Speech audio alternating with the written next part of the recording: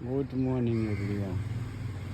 आज चाहिँ भने साथीहरू यस्तो छ यहाँको वेदर चाहिँ, काठमाडौँको वेदर चाहिँ यस्तै छ साथीहरू। ल ड्रागन पाके छ, कालीले चाहिँ टिप्नु लाग्यो ड्रागन। त्यहाँ दुईटा छ, त्यो अलिक राम्रो पाकेको छैन कि जस्तो पनि छ। यो त नि यो चाहिँ अलिक पाकेको हो, पाकेको छैन जस्तो पो छ त हौ। पाकेछ? पाक्नु त पाकेको होला, साह्रै पाक्दा पनि खल्लो हुने रहेछ। त्यही त टिप्नु नि त, टिपेर अर्को त्यो झोला अर्कोमा चाहिन्छ नि त फेरि। त्यो झोला यता राखिदिनु। झोला कसलाई चाहिन्छ? सम्पर्क गर्नु होला।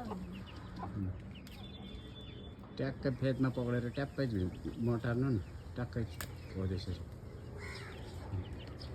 भित्रभित्र फलेछ ड्रागन। यसचोटि खासै फलेको चाहिँ छैन।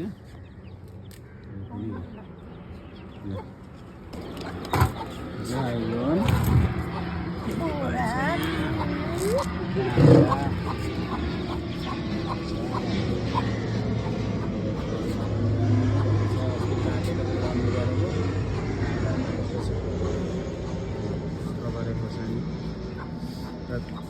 हर भिडियोमा आइरहेको छ र पनि यस बनाउनु मन लाग्छ। राम्रो छ, फलेको छ, यस्तो दामी फलेको छ। खबर के गर्नु, त्यसरी राख्दैछ। खबरे पाक्यो। अब यो चाहिँ हेर्नु त, यो कालो यसमा पोलीमा राखेको यो पाक्यो कि जस्तो लागेको छ।